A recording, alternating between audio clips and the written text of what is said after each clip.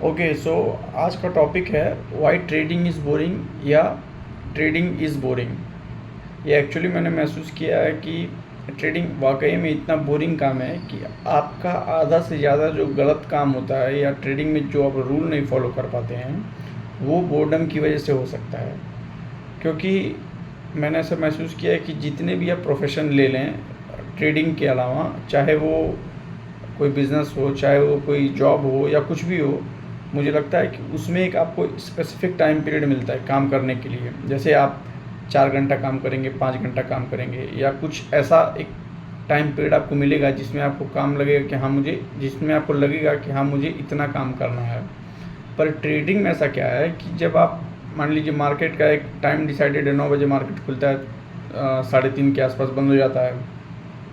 तो उस बीच क्या होता है कि ज़रूरी नहीं है कि वो मार्केट का टाइम आपके लिए या आपका सेटअप उस बीच ना बनता हो तो भी आप ट्रेड ले लें।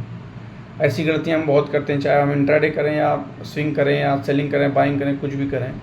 जब तक हम अपने सेटअप को नहीं फॉलो करेंगे, रैंडमनेस को फॉलो करेंगे, तो उसमें गलतियां हो सकती हैं। और वो रैंडमनेस क्यों आता है? क्योंकि हमको लगता है कि हम दिन भर बैठ सकते हैं और कुछ ट्रेड नहीं ले रहे हैं। तो बैठना भी अपने आप में मुझे लगता है कि ट्रेडिंग में एक बहुत बड़ा स्किल है, क्योंकि आपको लगता है आप चार्ट देखते रहते हैं, कुछ ना कुछ आपके दिमाग में आएगा। जाहिर सी बात है, जब चार्ट देखेंगे तो कुछ ना कुछ क्लिक होगा कि ऐसे बन रहा है, ये हो रहा है, वो हो रहा है। लेकिन जब आपने एक रूल बनाया है या आपने एक सेटअप बनाया, फॉर एग्जांपल जैसे कोई एक सेटअप ले लीजिए, जैसे मुझे एक हैमर कैंडल पर ट्रेड लेना है, तो जब तक हैमर कैंडल नहीं बनेगा तब तक बैठना अपने आप में एक डिसिप्लिन है, एक कला है। उस चीज़ को डेवलप करना भी आपको प्रॉफिटेबल बना सकता है ट्रेडिंग में।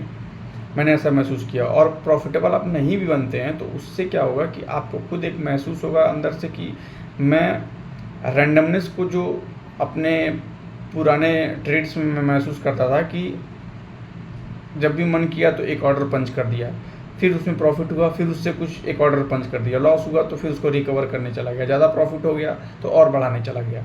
तो ये सारी चीज़ें रैंडमनेस का एक हिस्सा हैं। जब आप इस पे कंट्रोल कर लेते हैं तो उस पर आपको एक अंदर से खुद कॉन्फिडेंस आता है, क्योंकि आपको लगता है कि मैंने इतनी सारी चीज़ें जब हटा दी हैं तो एक रिजल्ट लेके आता है आपको कि मतलब मैंने बड़े बड़े लॉसेस नहीं किए, 1-2 ट्रेड किए हैं। और ये ओवर ट्रेडिंग से भी आप बच सकते हैं कि जब आप बोरिंग ट्रेडिंग करेंगे, आप 1 ही 2 ट्रेड लेंगे, तो बड़े बड़े जो लॉसेस होते हैं, जो बड़े बड़े आप कह सकते हैं कि वाइप आउट होता है, अकाउंट का जो ब्लो हो जाता है, अकाउंट ब्लो हो जाता है जिसको हम लोग बोलते हैं, वो सारी चीज़ें नहीं होंगी।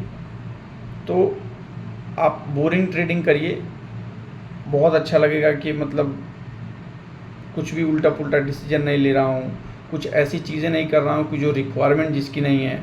सिर्फ आपको वही चीज़ें करनी है जो एक बार लिख ली, उसको फॉलो करना है।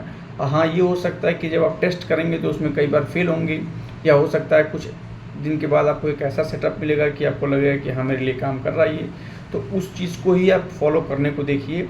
और बोर्डम वाकई में ट्रेडिंग में ऐसा चीज़ है कि आपको प्रॉफिटेबल बना सकता है। So thank you.